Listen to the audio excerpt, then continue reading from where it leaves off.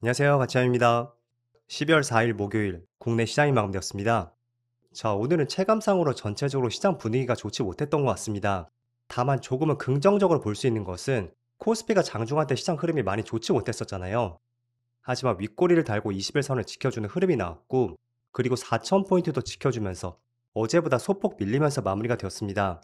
그래서 종합적으로 파란불로 마무리가 되었지만, 저는 오늘의 전체적인 흐름을 봤을 때는 그래도 시장에 뒷심이 있었다, 이 말씀을 전해드리겠고, 오늘 밤에 미국 증시에 특별한 어떤 악재가 있지 않다면 내일 시장은 한번 반등을 기대해 볼 수 있지 않을까? 이런 생각이 들었던 마무리였습니다.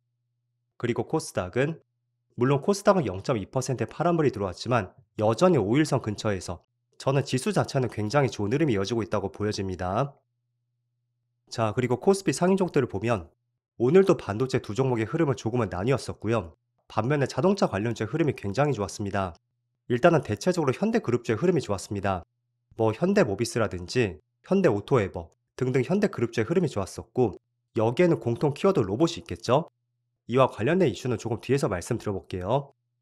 그리고 코스닥도 마찬가지로 로보티즈라든지 레인보우 로보틱스, 로봇 관련주의 흐름이 굉장히 좋았었고, 그 외에는 생각보다 파란불이 더 많이 보이는 것 같습니다. 그리고 코스피의 수급을 보면 오늘은 4일 만에 다시 한번 외국인의 많은 순매도가 있었고요. 8,300억의 순매도가 나왔습니다. 그리고 기관은 소폭의 순매수가 있었죠. 또 반대로 코스닥은 기관과 외국인의 순매수가 있었습니다. 하지만 규모 자체는 많지 않았었고요. 그리고 삼성전자, 오늘까지 4일 연속으로 빨간불이 들어오고 있고, 그렇지만 오늘만큼은 별다른 수급 변화는 없었습니다. 기간만 500억 정도의 순매수가 들어왔고요. 반대로 SK하이닉스, 이 종목은 오늘 기관과 외국인의 양매도가 났습니다. 그래서 수급 자체는 확실히 삼성전자보다는 좋지 않은 것 같습니다. 그리고 현대차를 보면 오늘 기관과 외국인의 많은 순매수가 들어왔었죠. 기관과 외국인 모두 1,300억의 순매수가 들어왔고, 합치면 2,600억의 순매수가 들어왔습니다.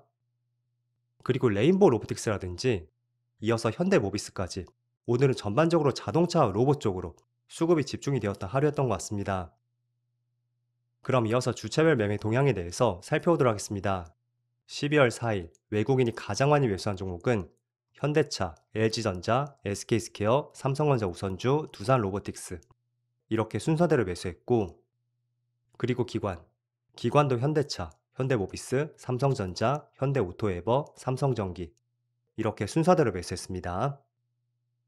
이어서 해외 증시를 보겠습니다. 일단은 종가상으로 어제도 미국 증시의 흐름은 나쁘지 않았습니다. 다만 장 초반의 흐름은 썩 좋지 못했었거든요.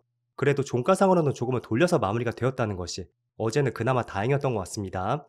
그래서 나스닥은 0.1% 빨간불이 들어왔고, S&P 500은 0.3%, 다우지수는 0.8% 빨간불이 들어왔습니다. 그리고 반도체가 무엇보다 1.8% 좋은 흐름이 있었습니다. 그리고 추가적으로 아시아 증시를 보면 일본도 1.6% 빨간불이 들어오고 있고, 대만은 마이너스 0.3%, 그리고 중국은 어제와 비슷한 것 같습니다. 그래서 전반적으로 전날 미국 증시하고 또 지금 열리고 있는 아시아 증시까지 그렇게 시장 흐름이 썩 나쁘진 않습니다. 다만 오늘만큼은 국내 증시가 조금은 기대치를 못 미치는 것 같고요. 저는 그거를 오늘 반도체가 조금은 부진하기 때문에 오늘 전체적으로 시장 흐름이 그렇게 좋지 못했던 것 같습니다. 자, 일단 특이점을 보면 어제 반도체 지수는 무려 1.8% 급등이 나왔거든요. 하지만 국내 증시는 그렇게 크게 상승이 나오지 않고 있죠. 그 이유는 제가 봤을 때는 엔비디아 주가 흐름이 그렇게 썩 좋지 못한 것이 국내 증시에 결정적인 영향을 미치는 것 같습니다. 자, 반도체 지수는 그래도 좋은 흐름이 나오고 있지만 최근 들어 엔비디아 주가 흐름을 보면 11월 초부터 주가가 계속 내리막길을 가고 있고요. 지금 미국 증시도 그렇고 국내 증시 모두 마찬가지로 11월 말이 되면서 전반적으로 시장이 조금씩 반등을 하고 있습니다. 다만 엔비디아는 반등이 나오지 않고 있고, 물론 최근 들어 저점 이탈까지는 나오지 않고 있지만 그렇다 할 시원한 반등이 나오지 않고 있습니다. 그래서 어제도 엔비디아는 1% 파란불이 들어왔고요.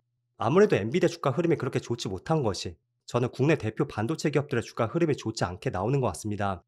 자, 물론 엔비디아가 이렇게 반등이 나오지 않는 결정적 이유가 있죠. 바로 11월 말쯤에 구글의 TPU가 이슈가 되었고, 그게 엔비디아의 대체제까지는 되진 않겠지만 전체적으로 약간의 부담을 느낄 수가 있고, 또 경쟁업체에 좋은 이슈가 나왔다는 것은 물론 AI 시장은 계속 커질 수가 있겠지만 마진율이 줄어들 가능성도 있다는 거죠. 그래서 그런 부분이 조금은 있기 때문에 전체적으로 미국의 반도체 지수가 상승이 나온다고 해도 지금 엔비디아 주가는 반등이 나오지 않는 결정적 이유가 될 수가 있고, 그렇다는 것은 뭐 구글의 TPU가 나오던 엔비디아의 GPU가 여전히 건재하던 결국 무엇이 되었던 국내 HBM 기업들은 수혜를 볼 수밖에 없는 구조가 될 수 있습니다. 다만 그런 게 있겠죠. 오늘 하이닉스가 조금 많이 빠지고 있습니다. 예시로 엔비디아하고 SK 하이닉스. 그동안 AI 반도체에서 시장의 독점적인 위치를 누리고 있었고 마진율도 크게 가져가고 있었습니다. 그리고 굉장히 협력 관계가 끈끈했었습니다. 그렇다 보니까 구글의 TPU가 나온다고 해도 이게 하이닉스에는 호재로 될 수 있거든요. 그렇지만 그동안 주가적으로 봤을 때 워낙 밀접한 연관성이 있었기 때문에 엔비디아의 주가 흐름이 좋지 않다는 것은 결국에는 하이닉스의 주가 흐름도 좋지 않게 흘러가고 있는 결정적인 이유가 되는 것 같습니다. 그래서 냉정하게 보면 결국에는 엔비디아의 GPU가 되었던 구글의 TPU가 되었던 무엇이 나오든 하이닉스에는 굉장히 유리합니다. 다만 최근만큼의 주가 흐름을 봤을 때는 아무리 구글의 TPU가 시장에서 굉장히 호평을 받고 있다고 해도 엔비디아의 주가 흐름이 지지부진하다는 것이 주가 상승에 굉장히 많은 발목을 잡는 것 같습니다. 그래서 어제도 말씀을 드렸지만 저는 하반기와 내년 상반기까지는 최소한 국내 반도체 기업들의 시장을 많이 주도할 것으로 전망을 하고 있습니다. 그렇지만 21선을 돌파하지 않은 종목이 있다면 단기적으로 바라보는 시각이 그렇게 좋지 않다는 것이거든요. 그리고 21선이라는 것은 20일 평균선이죠. 한마디로 주말을 빼면 한 달이 될 수 있습니다. 그래서 전체적으로 시장 흐름이 좋다고 해도 단기적으로 시장 흐름이 좋지 않다는 것은 우리가 이 부분을 인정할 필요가 있고 여기서 전략을 두 가지로 나눠볼 수가 있겠죠.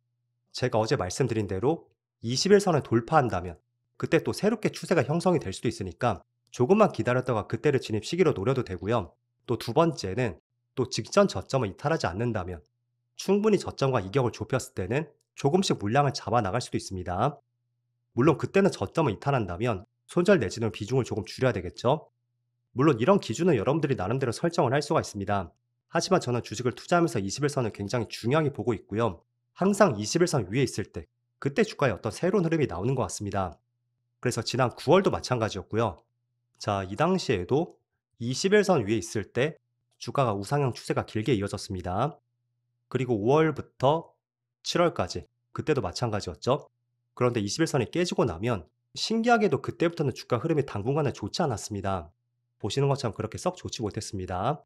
그래서 그런 점들을 봤을 때는 확실하게 21선을 돌파했는지 이런 부분을 살펴보고 투자하는 것도 내가 발바닥에서 매수한 것이 아니기 때문에 수익률은 조금 낮을 수는 있겠지만 조금 더 빠르고 확실하게 수익을 낼 수 있는 하나의 중요한 방법이 될 수 있습니다.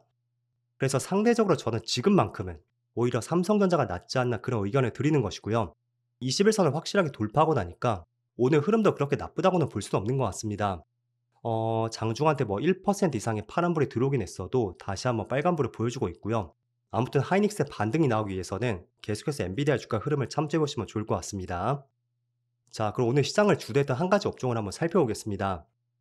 자, 오늘 대부분의 업종들은 그렇게 썩 좋은 흐름은 아니었지만 대표적으로 로봇주 있죠. 이쪽이 시장을 오늘 크게 주도를 했습니다. 대표적으로 현대오토에버 이 종목은 오늘 상한가를 직행했고요.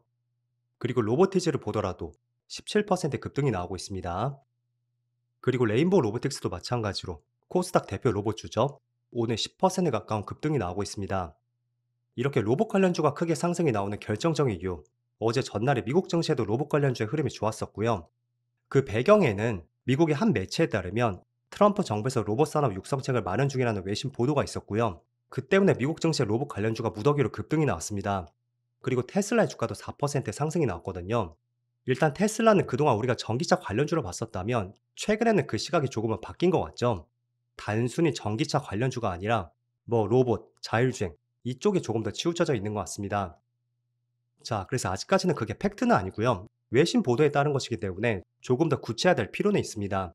하지만 로봇도 만만치 않게 우리가 필수적으로 주목을 할 수밖에 없는 업종이었고 또 로봇 관련주를 제가 꾸준히 말씀드렸던 것 같습니다. 코스닥 활성화 정책이라고 말씀드렸죠. 그게 12월 중순쯤에 어떤 발표가 나올 예정인데 코스피 쪽은 비교적 반도체가 시장을 잡고 있다면 반대로 코스닥 쪽은 바이오주라든지 AI 로봇 이쪽이 시장을 잡고 있다는 말씀드렸습니다.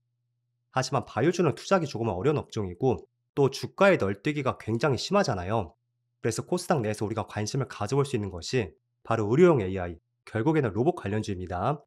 그래서 저도 레인보우 로보틱스를 어제 매수를 했었고 오늘 갭상승 후에 전고점까지 올라왔을 때 1차적으로 수익 실현을 했습니다. 그래서 이 이슈가 얼마나 더 뻗어갈지 모르겠지만 아무튼 로봇 관련주는 두 가지 재료가 있는 것 같습니다. 첫 번째로 트럼프 정부에서 로봇 산업 육성책을 발표 중이라는 보도가 있고 또 두 번째는 정부에서 코스닥을 활성화하겠다는 그런 발표가 있었잖아요. 그래서 제가 뭐 수익 실현을 했다고 해도 저는 계속해서 갭을 메우는 자리가 나온다면 다시 한번 로봇 관련주를 긍정적으로 볼 것 같고요. 그리고 또 제가 긍정적으로 봤던 것 중에 하나가 코스닥 활성화 정책 발표가 나왔던 것이 11월 말이었죠. 11월 28일이었습니다. 그때부터 레인보우 로보틱스를 비롯해서 또 로보티즈까지 기관과 외국인의 수급이 꾸준히 들어왔습니다. 자, 그렇다는 것은 물론 오늘 미국 정부에서 좋은 소식이 나온 것은 맞지만 그게 아니더라도 충분히 한 번쯤은 슈팅이 나올 수 있는 그런 업종이 될 수도 있었다. 이런 뜻이 될 수도 있었습니다. 그래서 코스닥 활성화 정책에 대한 발표가 12월 중순쯤에 나온다고 했으니까 여러분들이 그 안에서 어떤 업종들을 관심을 가져야 될지 제가 두 가지로 명확하게 말씀드렸습니다. 그래서 그 재료를 바탕으로 계속 보시면 좋을 것 같고 또 로봇 관련주 한 가지 기대를 해볼 수 있는 것이 통상적으로 1월 초에 미국에서 CES 박람회가 있습니다. 그때 각국의 많은 IT 기업들이 진출해서 여러 기술들을 뽐내는 자리가 될 수가 있죠. 그래서 그때 가장 기대를 해볼 수 있는 것이 저는 휴머노이드 로봇이 될 수가 있고 그런 일정들을 생각해 보더라도 12월호 로봇 관련주를 주목해도 좋지 않을까 이런 의견을 다시 한번 드리겠습니다. 자, 물론 로봇 관련주가 오늘은 강한 슈팅이 나왔기 때문에 또 며칠간의 조정이 나올지는 아무도 알 수 없습니다. 하지만 그 조정을 부정적으로 볼 것이 아니고요.